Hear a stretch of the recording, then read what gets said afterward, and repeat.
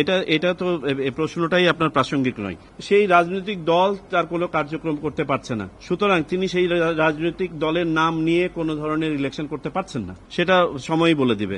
এটা নিয়ে আমরা পরবর্তীতে ঐকমত্য কমিশনের সাথে আমরা নিজেরাও বসে আলোচনা করেছিলাম যে এটার একটু ভিতরে যে আমরা বোঝার চেষ্টা করেছি যে এটা সম্ভাবনা কতটুক। তো আমরা উভয় পক্ষই কনভিন্সড হয়েছি যে অ্যাকচুয়ালি হ্যাঁ, যে কোনো ডিস্টেন্ট পসিবিলিটি নাই তা না, কিন্তু অন্য আইন দ্বারা এটাকে ঠেকানো যাবে, বরং এই প্রভিশনটা থাকা ভালো, এই মর্মে আমরা এটাতে অ্যাড করেছি।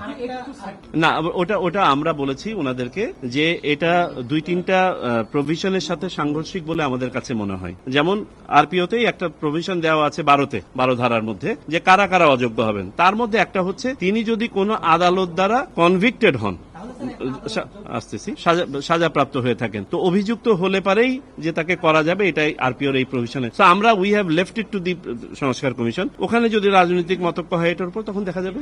এখানে কিছু কিছু ইন্টারন্যাশনালিও কিছু কিছু অপরাধ আছে যাদের আপনার ইমিউনিটির থ্রেশহোল্ড অনেক লো, যেমন মানবতা বিরোধী অপরাধ। এর থ্রেশহোল্ড সাধারণ একজন আপনার ফৌজদারি অপরাধী আর মানবতা বিরোধী অপরাধী অনেক সময় সমান ইমিউনিটি পান না। সেই ক্ষেত্রে আমরা বিশদ আলোচনা করে যেটা বললাম আপনাকে, আমাদের কাছে মনে হয়েছে যে না, এই প্রভিশনটা থাকা দরকার।